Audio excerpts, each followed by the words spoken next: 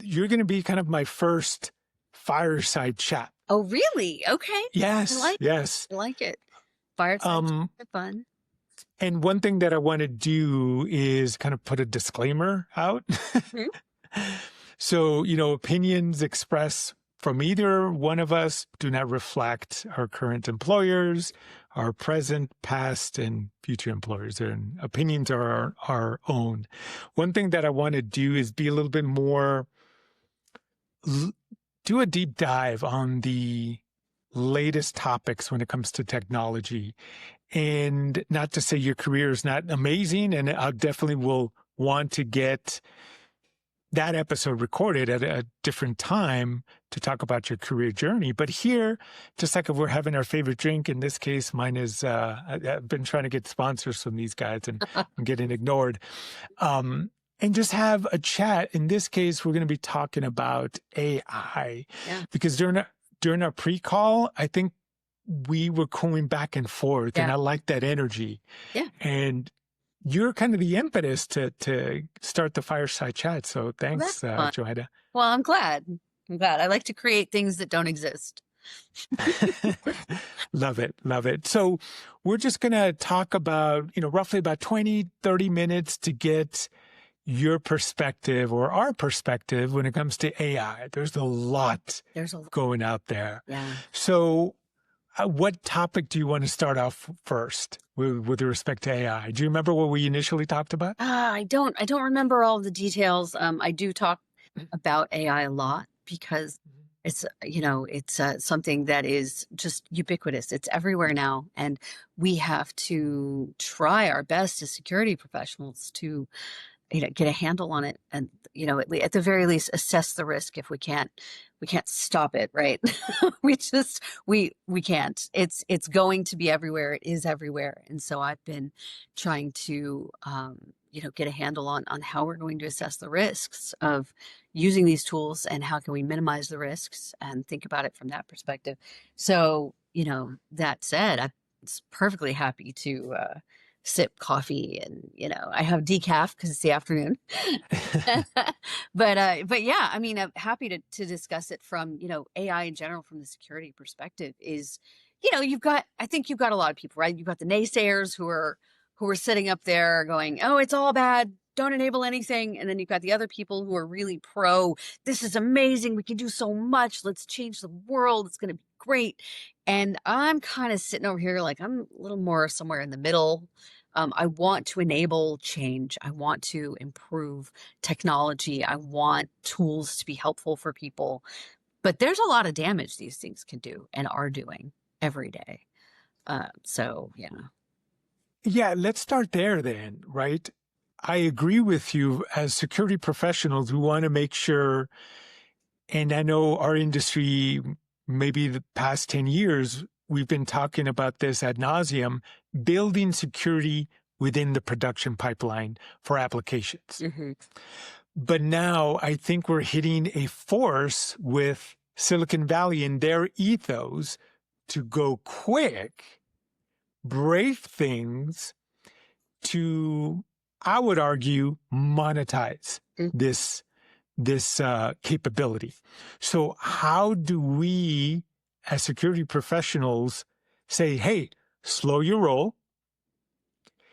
We need to make sure this is going to be beneficial for all of society, not only here in the U.S., right? How do we do that? Oh, it's a great question. I think that there are a lot of avenues. Right now, I think collectively as organizations, we need to start talking about AI governance. We need to have AI governance plans put in place, just like most vendors have privacy policies, for example, or terms and conditions, or, and anything, right? They've got mission statements. You've got cyber incident response plans. This should be a basic document like those documents, AI governance for our institution, for our use case, for our, business model that aligns with the company and organizational goals. but really is very deliberate in, hey, we're not just going to adopt everything that comes our way. What we're going to do is make sure that it aligns with our mission, our goals, our culture. And when we have those conversations, if we all, as security professionals go back to our organizations and we're ready to have those conversations, I think we are going to be a lot more secure. I think that just what comes out of that, for example, are really great questions. And we take those back to our vendors, our AI vendors, our open AIs, our Anthropics, our Microsofts, and we say, hey, can you answer these questions about your AI? Are we able to turn this off at the enterprise? Are we able to, or, are you using our data to train your models? When you ask those questions and you have a good comprehensive list, just by asking the questions, you're forcing the companies to think about it. You're forcing the companies to go, oh, well, those are good security questions. I better have a good security answer, Yeah. and we go a lot farther. That's the way to collectively as a society and even globally, really, to do it. One thing I will say, it's really interesting when you mentioned, not just in the US, there are other LLMs, we're not unique. There are other LLMs. There's couple of universities out of Switzerland, I think, that are EPFL. They have built an LLM, and their whole business model is it's built for the global good. It's not to be monetized. The point of it is not to monetize. The point of it is not to make money at all. The point of it is for the greater global community to be able to use it to level the playing field so that the people who can take advantage of AI aren't just people with lots of money, people who can afford the enterprise license or whatever. It's everyone. It's for the community and the public good. And I love that. I think that's fantastic. There's also an LLM that Proton has put out, and it's called Lumo, and it's all about privacy. We are not going to train our models using your data by default. And what's interesting is a lot of people don't know this. ChatGPT, OpenAI, right? Their parent company, the ChatGPT, Right. they everything you say to it trains the model by default. Now you can go in, you can look up how to toggle those switches and turn those things off, but it depends on which tool you're using, right? And you have to know, you have to go look for it, you have to go find it, which for a lot of us is just, the bar is too high to clear. It's just easier to just use the tool than to be like, well, before I start using this awesome tool, let me think about every bit of data that I'm putting into it. Let me, it's a mental exercise that if you're not a security professional, doesn't come easy to everybody and doesn't always add value to our lives. So most people just won't. And I think that that's important to think about. As you're saying that, Joanna, just recently LinkedIn put in their terms and conditions, our content is going to be used to train their AI models. So I saw that. I don't know if it's a recent thing. I just saw that in my feed earlier today. So what are your thoughts on that? I think everyone is pretty much going to be using our content, because I would assume that when this video goes up to YouTube, they're doing the same thing, right? No problem. It is really important to define, where we are going to be putting our data and make sure that we're okay with where we're putting it. A way to think about this is your risk profile, right? We talk about this in security a lot, right? Think about your house, right? When you lock your door before you leave, but do you put bars on your windows? Now you might, if you were hiding $800,000 under your mattress, you might put bars on your windows. Maybe it depends on the neighborhood you live in. Maybe it depends on what you do for a living, right? Everything has to be taken into consideration when you decide how much security you want. Same thing applies to the internet. When you want to, if I'm, let's say, looking for a job, I want my LinkedIn to look good. I want to have a LinkedIn. If you don't have a LinkedIn, you might have a harder time, as someone looking for a job. I mean, the site's designed for that. Right. But if I'm a journalist who is reporting on, an oppressive government or totalitarian regime, I might want to be much more protective of myself. And in that case, I would say I'm going to be very picky. If I have a LinkedIn, it's not going to have much information about me, right? Hmm. You're going to be very limited. And so it's really important to think about it from that perspective. I haven't Right. heard about this LinkedIn thing, and I want to go look it up right now and say, Yeah. something that I can turn off. Can I disable it? Is that a switch I can flick and go, please don't use my data to train your models? And there should be an outcry. If there isn't, there should be a pushback from the community. There should be people deleting their accounts, and there will. But they may mostly be privacy professionals, right? You never know. Right. There's a good chance, though, practically speaking, that most of us are already in one or more LLMs. How many people do you know that don't have a Facebook or an Instagram? Right. Meta has absolutely used everybody's accounts to train. They, Right. yeah, and they did it before they even told us they were doing it, and so none of us know. But it's something that we can think about. We can be deliberate about it. I know it's overwhelming. Most people are so saturated right now; they don't have time. But it is something we can Hmm. think about based on your risk profile. How bad do you want your privacy? What are your family jewels that you're protecting? Right. No, I think a lot of people don't really think about it that way. It just, they view it as technology. It can simplify their work and or school, and they don't think about that privacy element. But I want to circle back to what you initially said at the start of the conversation about Silicon Valley ethos is go, go, go, burn, burn, burn, rinse and repeat, right? Mhm. And there are enormous amounts of cash flowing into this space.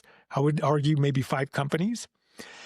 But I was looking at it from a maybe government standpoint, a regulatory standpoint to say, hey, whoa, whoa, whoa, you can't go that quick. We need to put these obstacles until you tell us that, or we maybe audits or something like that. But the way you framed it is not coming from regulatory, but coming from the clients themselves to say, hey, can you answer these questions? Because I think at the end of the day, if we believe some of the previous posts that Meta, or I call them Facebook, I don't care what they say, Facebook, OpenAI are paying 7 figures for salaries. It's almost like sports athletes now, right? 150 million for a 4-year contract. They're going to want to recuperate that money. So how do they do that? They sell to governments and big major corporations, Mhm. right? Yeah. So, but now the major corporations come back and say, hey, whoa, whoa, whoa, slow your roll. That's an interesting perspective. I think that has a greater chance to stop them versus state, local, or big country governments trying to stop them. Yeah, absolutely. Agree. Totally. I mean, that's one of the reasons that I kind of think about it from that perspective, right? I know Mm, that, okay, so there's this saying, and I don't know who said it, but the only thing that has ever really stopped a corporation, the only thing that has the power to stop a corporation is the government, is a government, a state government. And that's great.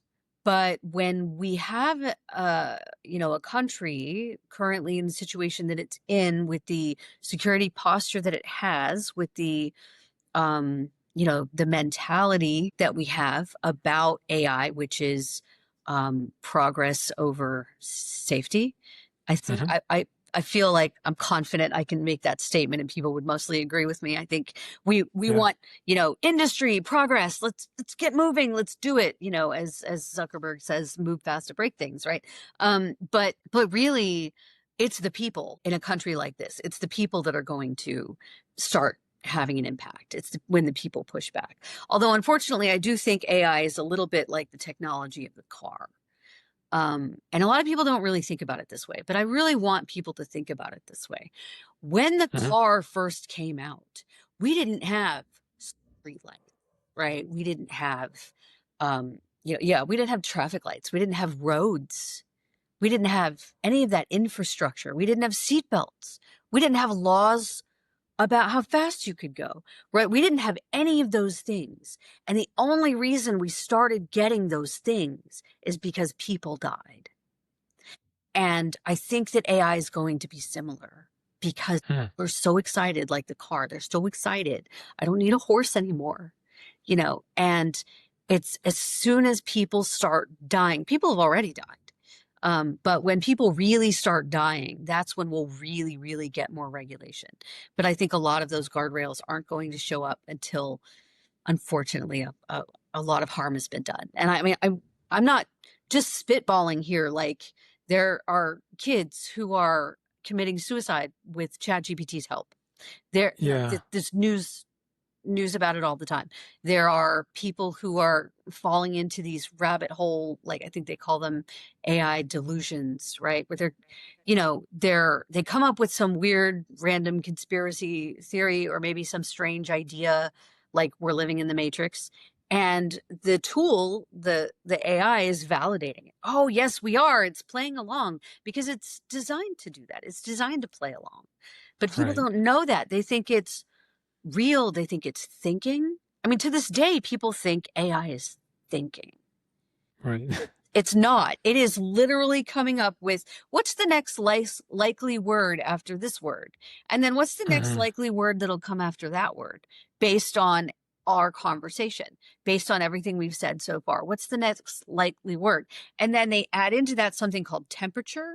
I don't know if you've heard of this, but No, I haven't. temperature is this concept where, why do we like ChatGPT? Why do we love talking to Claude? Because it feels human.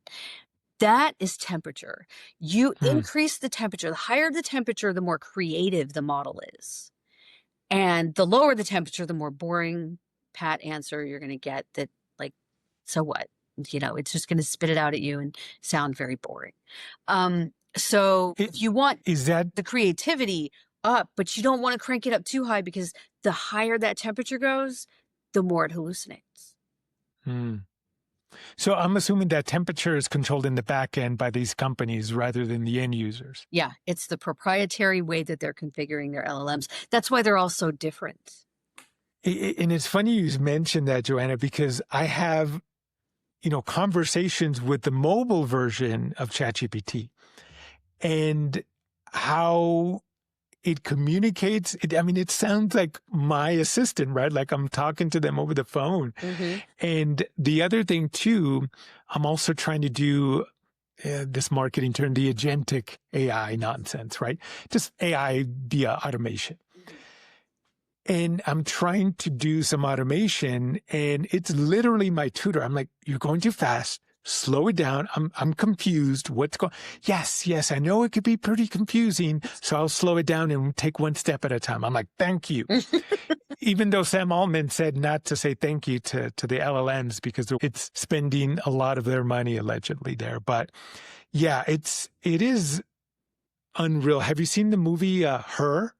It's with what I think it's Joaquin Phoenix. Joaquin Phoenix, yeah, I've heard of it. I think with Scarlett Johansson. Yeah, Yeah, her voice, and it was I think during Alexa and how that device started, gaining popularity, mm-hmm. and they kind of extrapolated. Okay, what would be the next iteration of Alexa? Yeah. And they came up with that movie. Fascinating, just fascinating, Yeah. fascinating stuff there. I wanted to kind of get your opinion. So I subscribe to a lot of AI newsletters, and that's how I kind of consume. I try to spend 15 minutes every morning. Okay, what's new? So I don't know if you just recently heard. So this newsletter is from Mindstream. And apparently there's a deal between us and the Brits that spans AI, quantum computing, and nuclear energy. It's going to be creating 5,000 jobs for the UK market, and Microsoft is pledging the most along with Google, CoreWeave, never heard of them, and Salesforce. So Microsoft pledged £22 billion. Want to get your perspective on that. And of course, it's the big firms, Microsoft, AI, and Google. Yeah, that's What are your thoughts? so. So I just want to make sure that I understand what Yeah, it is, because this is new to me. There is so much information coming out so quickly. it is. I really only get to catch up on it about once a week.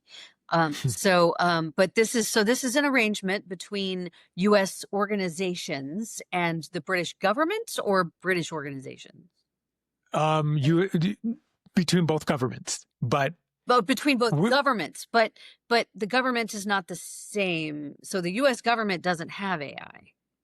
no, I know, but Wait, is this right the behind them, deal? Is this the deal that yes, Trump made with Sharma? Okay, all right. yes, I yes, I'm on you now. Okay, I did see a headline about that, and I thought that yeah, was interesting. My I'm my take as a layperson. All right, yeah, yeah, my take as a layperson is that this is an attempt to make sure that that there's open discussion and collaboration between our countries. hmm And these organizations, Google, Microsoft, they can pledge amounts of money, but until that's written down in a hard contract, mm, all bets are off the table. They are absolutely right now. Microsoft is competing with Google in the AI space. right, So it's very possible that all of this is just an effort to be like, yes, we will, we love this. This is great.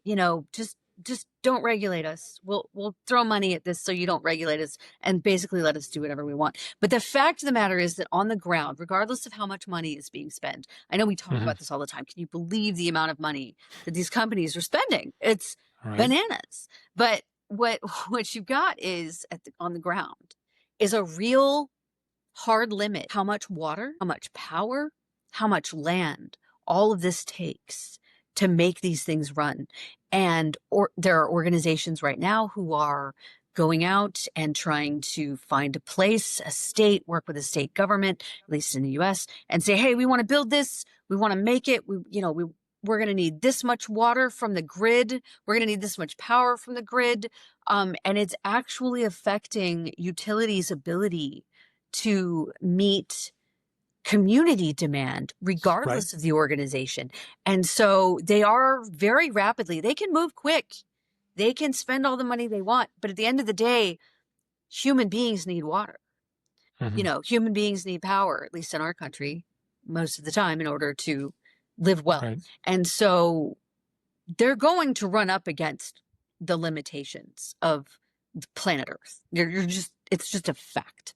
So hmm they can't, there's only so much money they can spend before they're just going to hit the reality. They're going to hit a wall. That's why, in my opinion, ChatGPT 5 is not all that much better than 4. Whereas before they were making huge strides. They would go, 18 months in between an update, and it would be like night and day. And then, now people are like, oh, GPT-5, what, and there's all kinds of things we could talk about that. But right, right, the point is that, they're slowly but surely starting to hit some limits. And maybe this is, one of the reasons they're trying to push real hard to work with the UK. There may be more additional resources that they're trying to get, or, that they want to expand over there. hmm But, Europe has its own LLM designers and people working on that space. And they're also going to want water and power. right.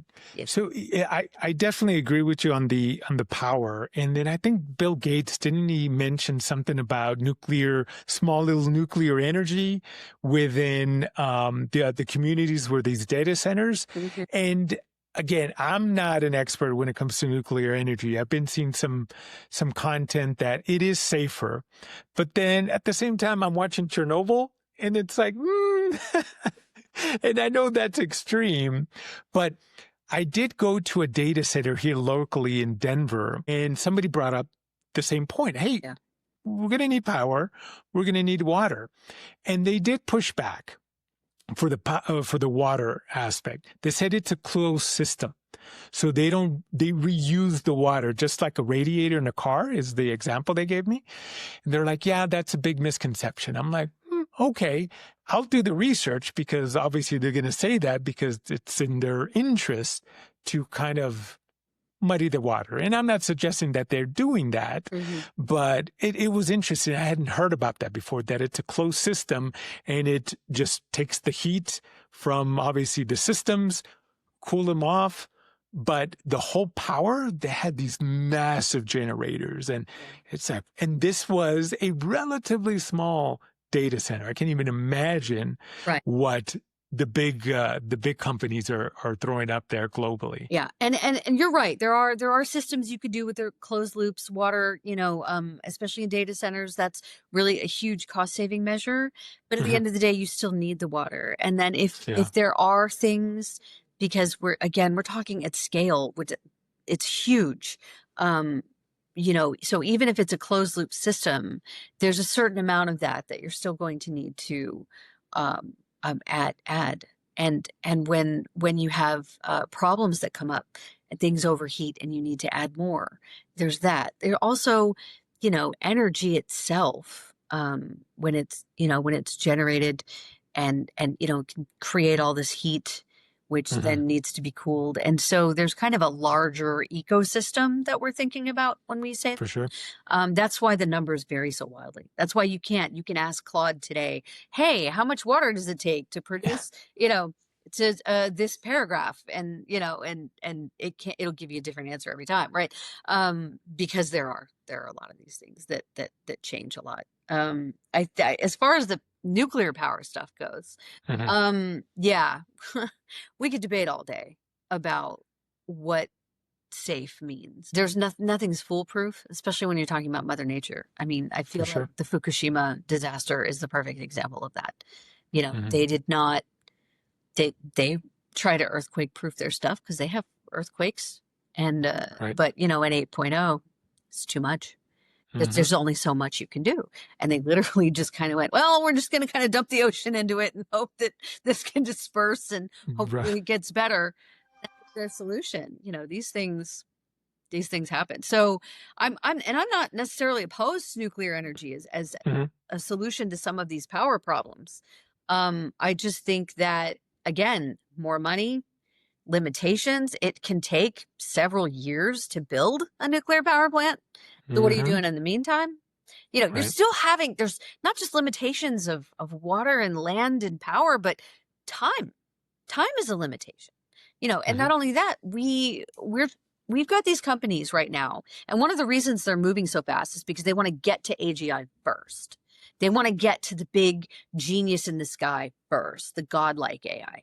And when they do that, right, they want to beat everybody else to it, specifically China. This is why China is such a hot topic when we talk about it. Right. Because China, right, they have an entire government that decides together, okay, well, we're going to do this all collectively as a country, and everybody just has to follow along and go, yes, sir. And so that's it. That's what happens. And so they can build, and they are building right now. And they can go, you know what? I don't care about your water needs. We want to build this anyway. And they have the ability to get there first because they don't have our red tape that we have in this country, the kind of things that get in the way. Local governments, municipal governments, in China, if it's at the top, you have to do it. Everybody on board. Based on your experience and what you know about AI, is AGI an achievable goal? That's a great question. Because I read something, I think it was a podcast, because when we talk about intelligence, there's this spectrum, right? If we talk to neurologists, to doctors, what is intelligence? You get a whole gambit of different things, right? Is it based on IQ? So these tech bros, what methodology are you using to define this AGI threshold or goal that they're going for? Oh, I love it. I love it. And this is something that I watch a lot. I look to see what they're saying. There's a gentleman, they call him the godfather of AI. I can't think of his name right now, but he was basically saying, oh yeah, they're going to get there. I had to step away because I don't like where this is going, and I'm just going to step away for a minute. But he's like, oh yeah, we'll get there. We'll get there in the next 10 years or something. And then there's other people, personally, I'm a little bit skeptical of what Sam Altman says when he makes predictions, because everything he says is through the lens of, I'm a CEO of a company that wants to make money. He's never going to say something that's going to, tamp down on the hype ever. So the things that he says are designed to, and I understand. I mean, he's ultimately the salesman of the top salesman of his company is the CEO. So, I'm not saying he shouldn't be doing those things, but he makes these wild predictions, and a handful of others do. And I don't see it. I think they're going to run up against the power limitations of what they're trying to accomplish. I think that AGI is achievable. I think it's a little bit farther out than people think it is. I don't think we're any minute going to have, and I do think this is really important. I think the average person goes to talk to an LLM and they think that we're already there, but we're not. Again, I can't reiterate this enough. It is just deciding what the next likeliest word is, and then it's adding a little bit of temperature for creativity. That's what it's doing. It's randomly generating stuff for you that sounds really good and real. It sounds like it's good and real. It sounds like it's thinking. It's not thinking. And so to get to a tool that actually is thinking, you need to literally design it like the human brain. And, these LLMs, they're not the same thing. Which we're still learning about the human brain and how it, I mean, it is just amazing what our brain can do. Right? If you start peering into the science of it all, it's like, whoa, how does it do this? Right? The dreams alone, which it just it's like, why the hell? I always thought previously, I don't know where I got it from, that it's when we used to defrag the computers, the hard drives, that's what our brain is doing. Just kind of, okay, let's reorganize these things here because you got a lot of nonsense in your head at that time or in the middle of the night. But it's going to be fascinating. I'm kind of over it a little bit because to your point where ChatGPT 5 came in, it's like, ho-hum, compared to the first hitter, I'm like, whoa, what is going on here? I'm anticipating or I'm looking forward to quantum because quantum will just eviscerate all this LLM talk because it's a whole different concept of computing, right? And in theory, it should solve our hardest challenges in society, which I'm obviously looking forward to. Funny story, I can't give you details, but when I was in government, I did a research paper on quantum, on the state of it from a global perspective. And I briefed one of my executives. This was over 10 years ago. And then he just listened. He's like, I only have one question. Is this going to happen before I retire? When are you retiring, sir? Next 5 years. No. Don't care. Don't care about it. Great presentation. Get out. And that was it. I'm like, okay. So yeah, I'm definitely looking forward to that. But I think we've had one, I want to thank you for this first Fireside Chat on AI. I think we covered a lot of different topics, and especially the whole AGI, the policy, how to slow the roll of Silicon Valley, if that's even possible. But yeah, I love this conversation, and thank you for being the first, hopefully many episodes for these type of discussions. Completely. Yeah. Thank you so much, Jamie. It's been a pleasure.